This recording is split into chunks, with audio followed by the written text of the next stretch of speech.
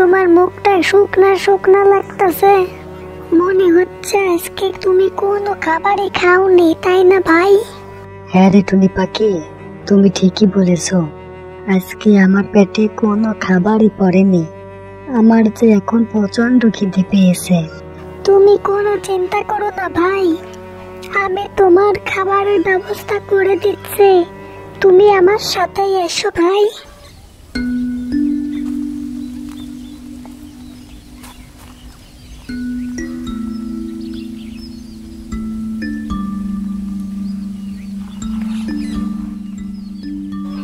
তুমি নিচে দাঁড়াও, আমি আম ছিঁড়ে দিচ্ছি। এই গাছের আম একটার বেশি যে খেতে পারবে, অল্প কিছুদিনের ভিতরে তার সব অভাব অনটন দূর হয়ে যাবে। এটা হলো জাদুই আম। তাই নাকি টুনি পাখি? তাহলে তাড়াতাড়ি করে দাও, দেখি আমি একটার বেশি খেতে পারি কিনা। আচ্ছা ভাই, দিচ্ছি।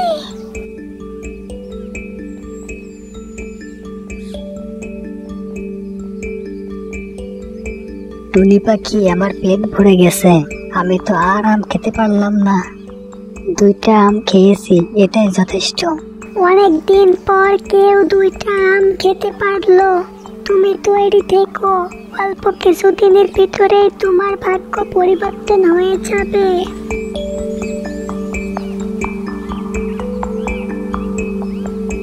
মা বাবা, আমি তোমাদেরকে ছাড়াই এখানে থাকতে পারছি না। আমার এই জঙ্গলে থাকতে অনেক কষ্ট হচ্ছে। রাতের বেলায় আমাকে এই গাছের নিচেই থাকতে হয়। পোকামাকড় এসে আমার শরীরে কামড় দেয়। আমি তো এখানে আর থাকতে পারছি না। দয়া করে তোমরা আবার আমাকে দেখা দাও।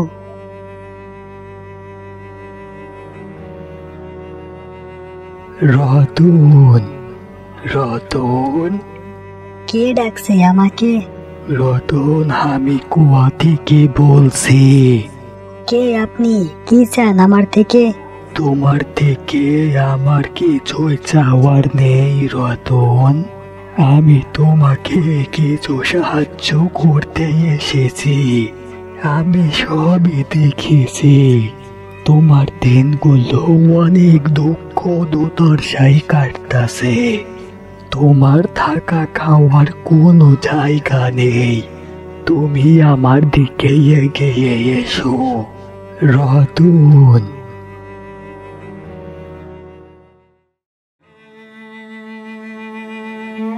এই ব্যাগটা তোমার কাছে রেখে দাও।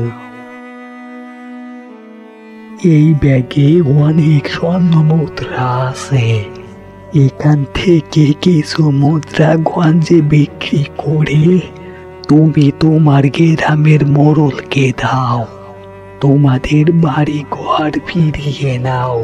তারপর ওখানে সুখে শান্তিতে বসবাস করো।